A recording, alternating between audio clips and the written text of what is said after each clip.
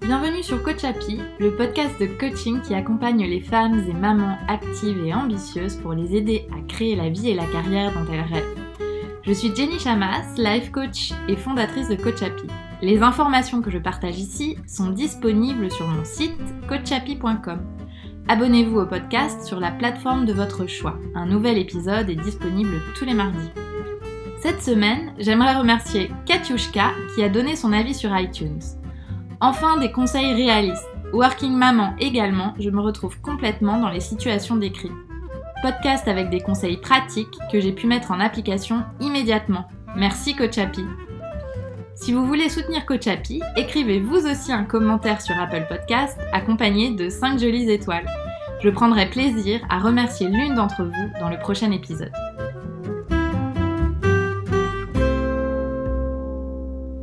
Comment allez-vous aujourd'hui ? Je suis très heureuse de vous retrouver. Alors, aujourd'hui, j'aimerais parler de ce qui nous tombe dessus bien souvent et qui chamboule tous les plans, les jolis plans qu'on a fait ensemble. Prendre du temps pour soi, se fixer des objectifs, les atteindre, planifier. Et ce dont j'ai envie de vous parler, c'est de l'imprévu. On a beau avoir un planning aux petits oignons et à savoir très clairement ce qu'on veut faire, eh bien c'est la cata quand l'imprévu pointe le bout de son nez. Alors les imprévus peuvent être plus ou moins importants et impactants.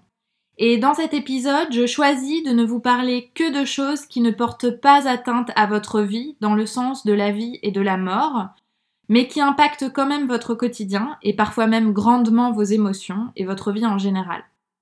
Les choses plus graves pourraient faire l'objet d'un autre podcast et il me semble qu'il est utile de les mettre sur un autre plan. Alors que se passe-t-il dans notre cerveau quand l'imprévu débarque dans notre vie ? Vous vous rappelez du cerveau primitif dont je vous ai déjà parlé plusieurs fois ? Eh bien ce cerveau, cette partie-là de notre cerveau, nous met un warning. Il veut nous protéger du danger et quand l'imprévu arrive, lui, il traduit ça comme un signe de danger parce que l'imprévu chamboule la routine, chamboule les habitudes et nous plonge dans une situation d'inconfort. On pourrait par exemple ici évoquer les travaux.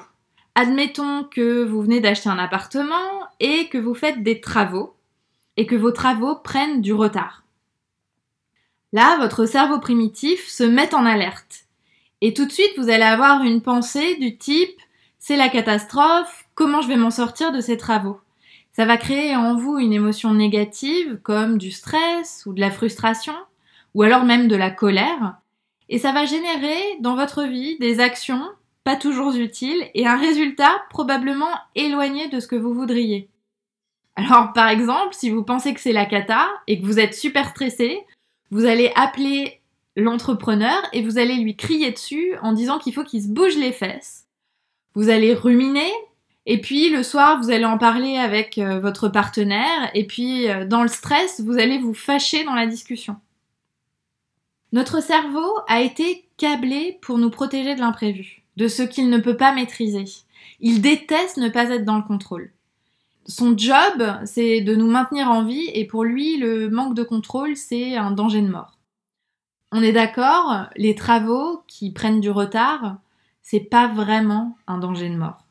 Alors pourquoi continuer à considérer cet imprévu comme une catastrophe alors qu'on sait que ça ne nous aide pas à améliorer la situation, ni même à profiter de l'instant présent. Comment on peut faire pour aborder la situation autrement ? Aujourd'hui, j'aimerais partager avec vous 2 réponses, 2 possibilités pour aborder l'imprévu de façon plus calme, plus zen et avec moins d'emportement. La première solution que je vous propose, c'est de faire preuve de résilience. La résilience, c'est la capacité d'une personne à faire face à une situation difficile. Être résiliente, c'est accepter la situation telle qu'elle est et s'y adapter sans lutter. Depuis que je m'intéresse au développement personnel, la résilience, c'est vraiment l'un des concepts qui m'a apporté le plus en sérénité. Ne pas se battre contre les circonstances, ni contre les comportements des autres, est vraiment libérateur, parce que de toute façon, on ne peut pas les contrôler. Dans l'exemple des travaux, le problème n'est pas la circonstance. Le problème, c'est pas que les travaux soient en retard. Le problème, c'est la pensée que vous avez au sujet de ce retard. Et c'est cette pensée-là, c'est la cata, comment je vais faire, cette pensée-là qui crée une souffrance inutile dans votre vie. Alors dans cette même situation, la résilience pourrait ressembler à une pensée du type « Bon, les travaux ont du retard, c'est comme ça, je vais faire avec ». Et du coup, si vous pensez ça, vous allez vous sentir résilient et vous allez pouvoir aborder la situation en mettant les problèmes à plat et en planifiant les semaines à venir. Par exemple, en organisant une réunion de chantier avec l'entrepreneur qui soit productive pour essayer de trouver les meilleures solutions. Et le résultat, de toute façon, sera que vos travaux sont en retard, mais vous n'aurez pas créé une couche de souffrance supplémentaire inutile car les délais ne sont pas respectés. De toute façon, vous n'avez pas le choix. Ils sont en retard. Alors, ce que vous pouvez choisir, ce qui est dans votre contrôle, c'est soit d'en souffrir et d'en faire un drame, ou alors d'aborder cette situation avec résilience pour ne pas que ça empoisonne votre vie. Alors, je suis d'accord, le fait que les travaux en retard implique sans doute une perte financière et implique peut-être aussi des soucis logistiques.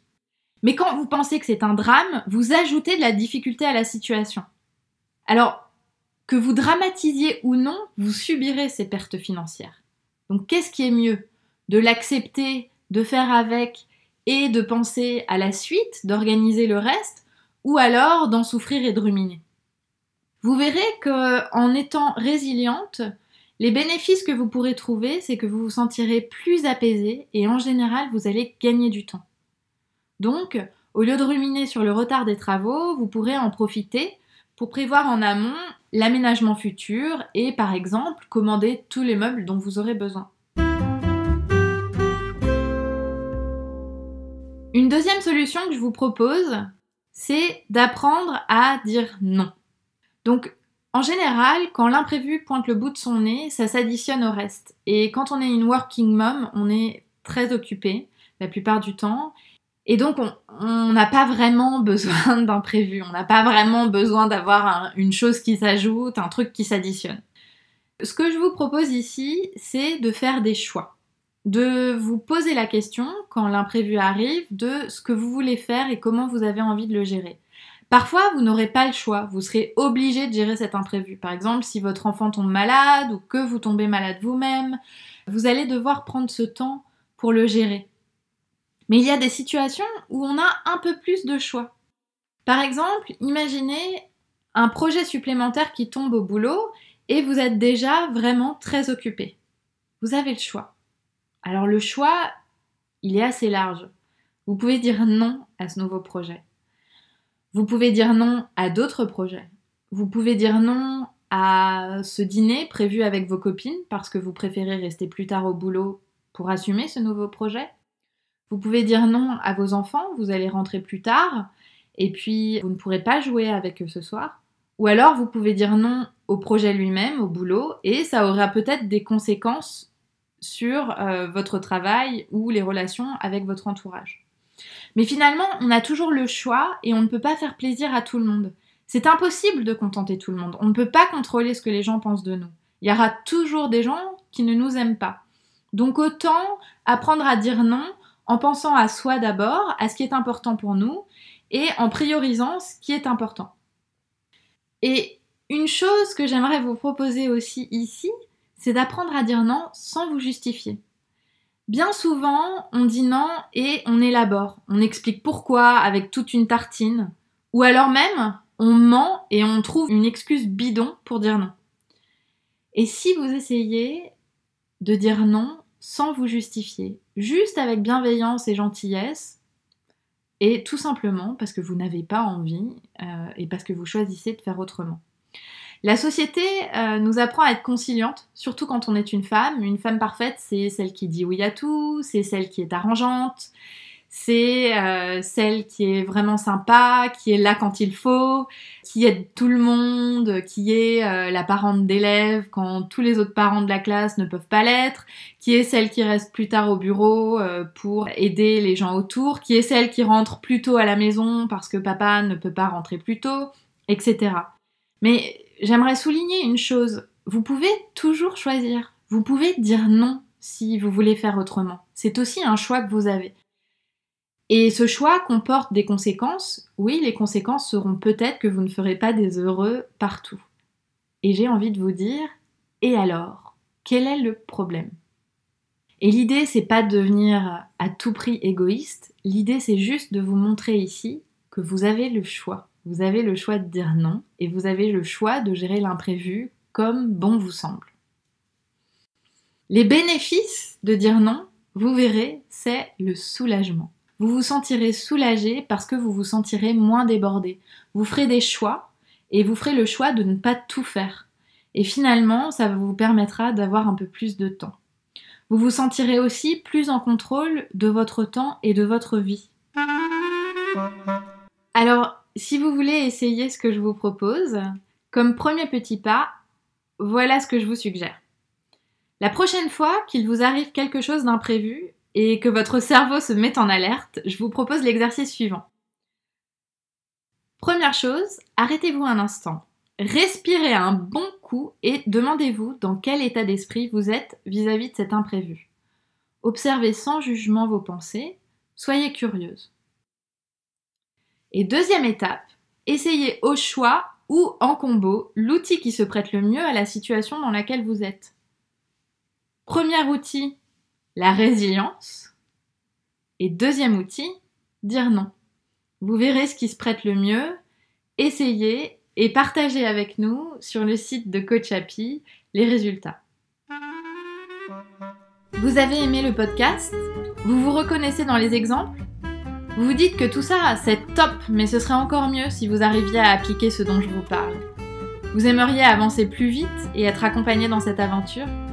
Sachez que je propose à toutes mes clientes une conversation gratuite pour explorer votre problématique et le travail qu'on pourrait faire ensemble. Vous n'avez besoin de rien d'autre que l'envie d'évoluer et de dépasser vos blocages. Le reste, on en parle ensemble dans la bonne humeur et la bienveillance. Inscrivez-vous sur coachhappy.com.